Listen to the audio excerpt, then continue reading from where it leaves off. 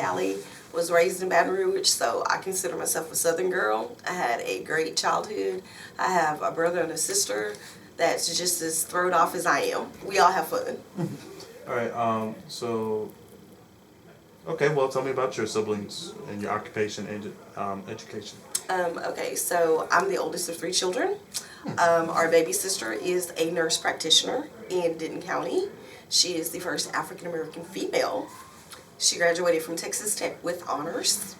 So That's awesome. we're proud of her. My baby brother, he owns his own trucking company. And me, I'm a radio personality. I work for a company that is subcontracted for Apple, and I also write books and You movies. said Apple. Come on with Apple. Yes. So, how's your upbringing?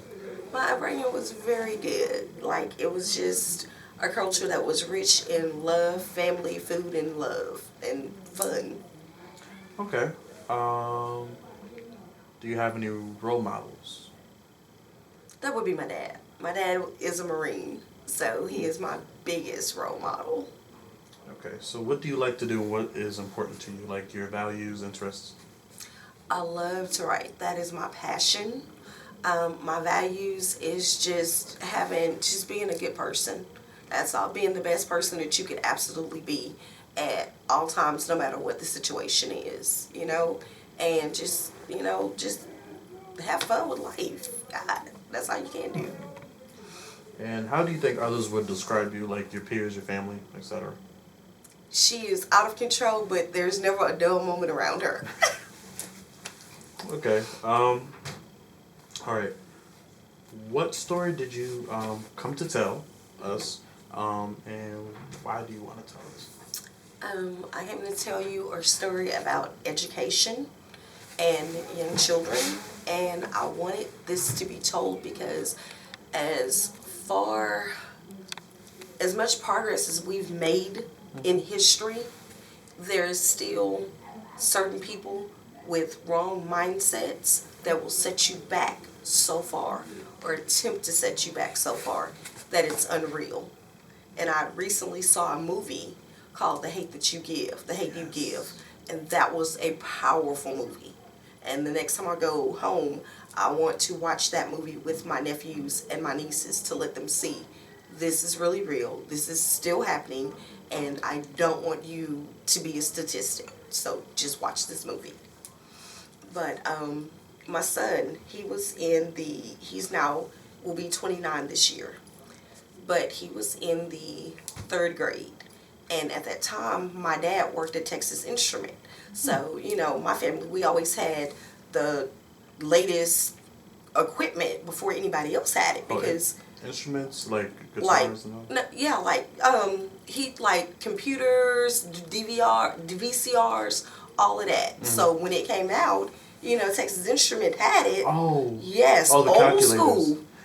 Got it. Yep. Okay. So we had everything that a school would have, but we had it faster because my dad worked at TI. So we had a computer in the house. So my son knew how to turn on the computer, boot it up, and start it up. So that particular year, they initiated computers in school districts. So the teacher went to teach the kids, but my son was already sitting at the desk with the computer on. So she asked him, how did he do that? And he told him, I know how to do it. And she's like, you're lying to me. So first of all, you accused my child of being a liar. So my son turned it off, unbooted it, and started it back up. She had the audacity to tell my child, because he was black, he wasn't smart enough to know those things. My son came home highly upset. Me being the parent that I was, got my parents, went to the school. As you said. Ma'am, you will become before your principal and the school board. We took her before the school board. She lost her job. And every year she came up for review to try to get it back. I was there to make sure she never did that to another child a day in her life. To this day, she's without. To this day, she had to choose a different profession. And at that point, I really wouldn't care. Because who are you as an educator to tell a child what they're not capable of doing just because of their race. That wasn't right to me. So how did that make you feel? It pissed me off because, one, I was a single parent, I had a son, and he was black. So he already had 2 strikes against him. He was in a good home because both my parents are still together, have been married strong for 44 years. Oh. So it was like my child was like, I mean, anytime my dad threw him birthday parties, he had a rainbow of friends that would come to his birthday parties because he was his mom's baby. He was outgoing, always wanted everybody to get along. So he had a good attitude and everybody just wanted to be around him. So I would say his first 1 to 6, 7 birthdays, we had him at the house. Because there wasn't no need to go to a Chuck E. Cheese or we just blew up some balloons, had some music, and had pizza, and they were happy.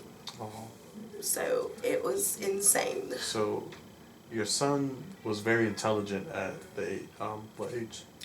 Kirk was probably about 6 or 7 at that time. Okay. So he was very intelligent, and basically she tried to break him down and try to make him seem less than when he was more than. Exactly. I'm sorry, that kind of got me. Yeah. It really, because you're in that position and your job, because our children are away from us, your job, not only to be like a second parent to them, but to educate, that's the purpose of them going. Exactly. You know? Because that would make them want to feel, wanting to go to school, wanting to get an education. Now, and I'm pretty sure she would feel bad if it was reversed and a black teacher had said white child. Exactly, and that would cause hell. They'd be ready to riot. They'd be like, "What? You call my child dumb?" But they would never say, "My child's white, so she's intelligent," because they know that if they did. Anyways. Exactly. So, can you expound on what your child was feeling at the time? He was just highly disappointed because, like I said, I was a single mom, so my dad was like his dad. And my dad was always teaching her things, telling him he could do anything he wanted to. He was going to be great. Like, this kid picked up a football at the age of 3 and lied to the neighbors and told them he was 5 just so he can go out there and play ball with them. So one day the neighbors came and knocked on the door. I'm looking at these big old boys like, "Can I help you?" And they're like, "Yeah, we're looking for Kirk." And I'm like, "What do y'all want with my child?"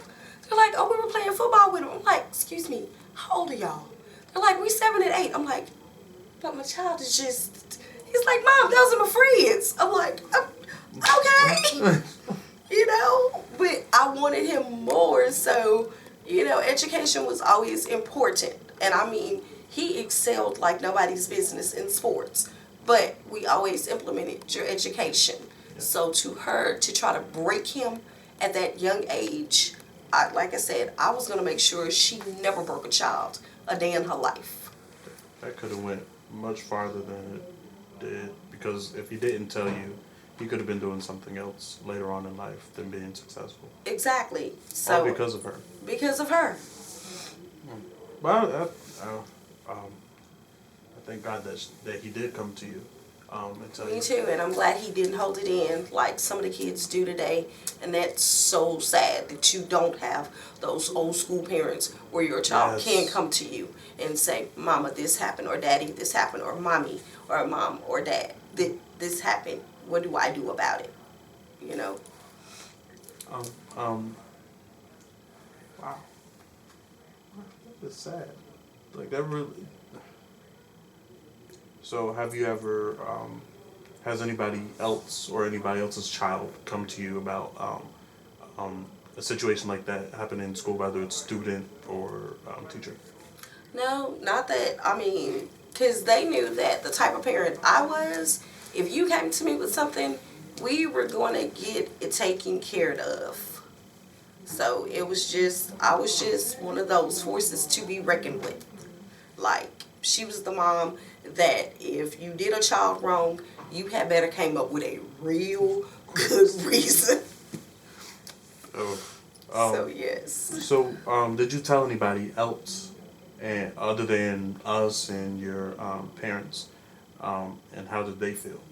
Oh, all of his friends' parents knew, and they were pissed off because they knew Kirk, and they knew my child was a very just well-mannered, outgoing, lovable child. And they knew he was smart because, like, he would teach them new paths on video games. And they would go home and play with their parents and stuff. And be like, who taught you to? Kirk, you know? And so they were really, really upset because they just didn't see color. They didn't. Like, it wasn't there. Like, I remember this one particular birthday, there was this beautiful little girl. She was a snow bunny white with this blonde hair and these blue eyes. And I'm sitting in the rocking chair and we're watching videotapes of him that my dad had put together as a little collage. And Kirk is sitting underneath me and she's sitting under him. And I'm like, Kirky, go play with your friends. He's like, no, Mom, I just want to be next to you. And the little girl's like, and I just want to be next to Kirk. And I'm like, oh my God, this is too cute. And then her dad pulls up on the motorcycle and she gets on and put her little helmet on and they just go off in the wind. I'm like, Kirk, that's the kind of girl I want you to end up with. Someone that just goes with the wind, baby, and live life.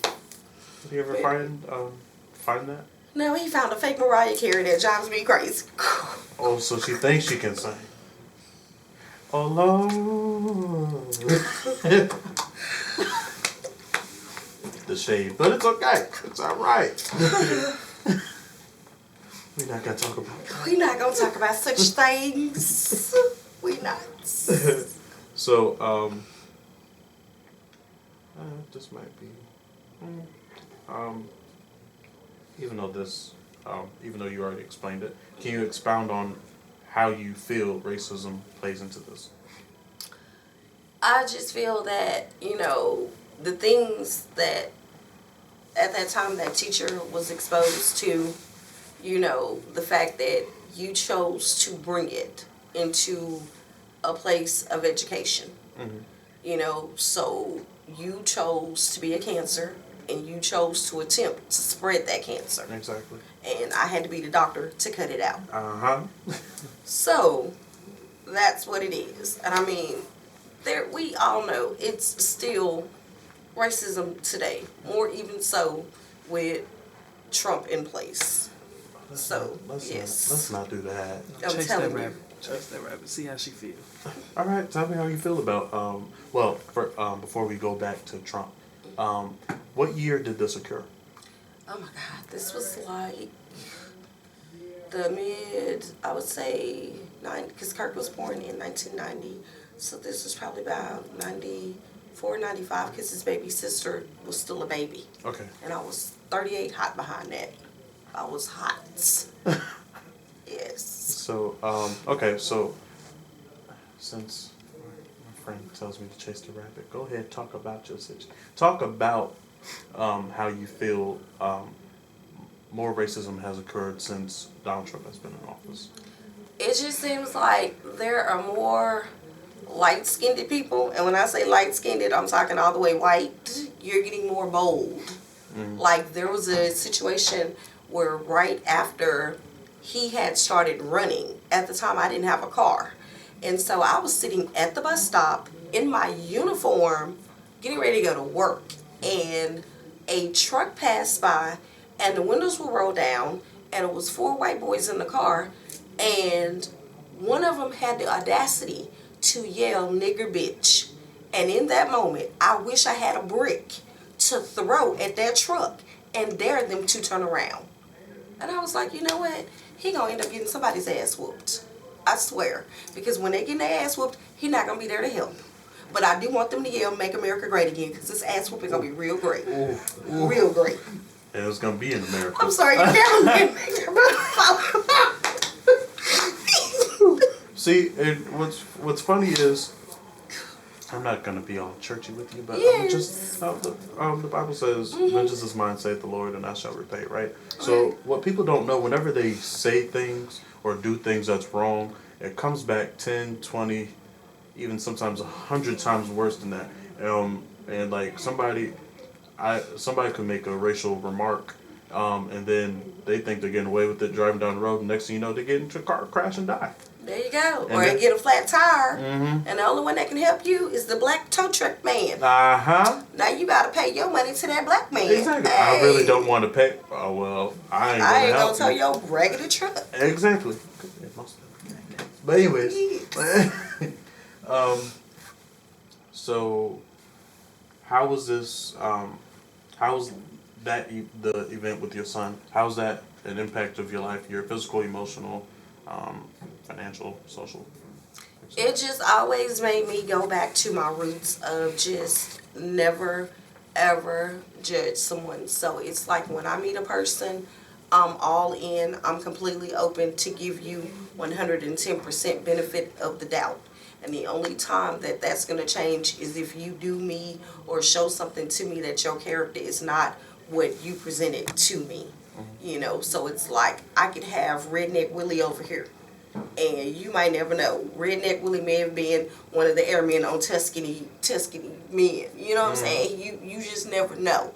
And you can get fooled like that sometimes. So I'm not going to just judge you by your appearance. I'm going to get to know you to have that conversation to say, hey, this is what it is. How did you see others after the experience? I was just a little bit more skeptical, you know, of some of the teachers that would look at the other children that was dressed very well, didn't have raggedy clothes, and if I did see a child with some raggedy clothes, I would pull up the next day with a bag full of new clothes for their mama, be like, here you go, girl. Well, just go ahead and take them. That way your baby ain't looking at no different than the rest of these kids up in here. Thank you, but no, there's no repay. And it'll be like years later, and they'll do something. I'm like, what is this? They'll be like, well, you may not remember this, but a long time ago, you helped me. And I'm like, did I? They're like, girl, that's your heart. You do so much for people. You just don't keep no track. And I'm like, well, I didn't think you're really supposed to, but I appreciate it. Thank you, boo. And I keep it moving. See, it's funny when you do stuff for people. Like you're a seed planter, right? Like you would do stuff for people. You're planting a seed without even knowing it. You're just doing it out of the kindness of your heart. Yeah. And then either years, months, or sometimes it might not even be by that person, but that seed always comes back.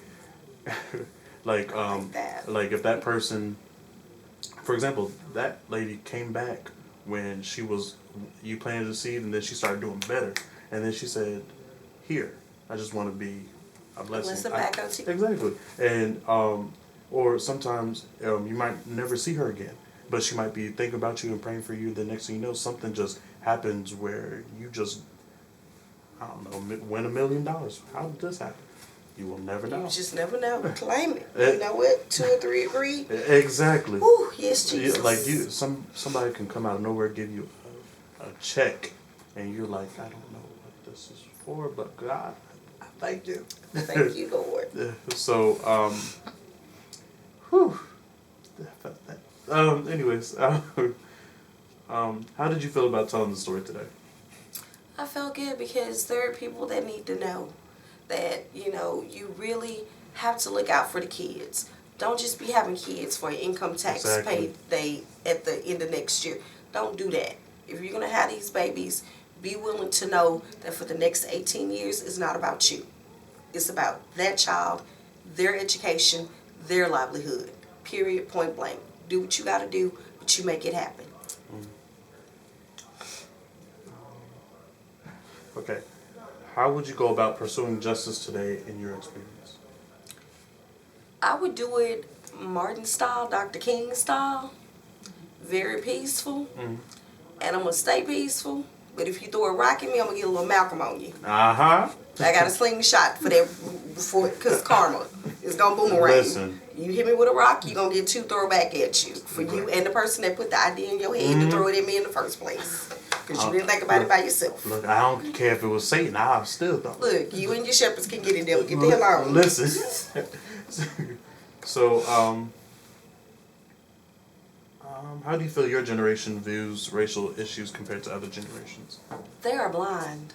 Like, I mean, well, I can't say my generation. My generation, we know because it was a respect thing, it's a maturity thing, and it was just the fact of we come from that old school value. My son's generation and my daughter's generation, they're the ones that's blind. And I mean, it's like blind from the music to everything else. It's a wide span of just, you cannot be this blind. You have to be. And it's like, I've never, in all my years of being on this earth, these last few years, from Sandra Bland to Eric, all the way down, from Trayvon all the way down, it's just like, you cannot be this blind. And these many cops that are supposed to be serving and protecting are getting away with this, saying they're not knowing. Even the one in Oklahoma that claimed, oh, I went to get a stun gun and it was his regular gun and killed someone. Are we serious right now? No. You went to training for how many months and you don't know the difference between the weight capacity between a stun gun and your weapon, your revolver, really? And I mean, it's to the point, even my daddy didn't got gangster.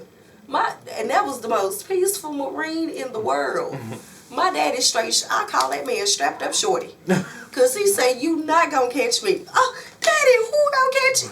He was like, I read the paper every day. And every day there's a killing it. I'm like, you go ahead, daddy.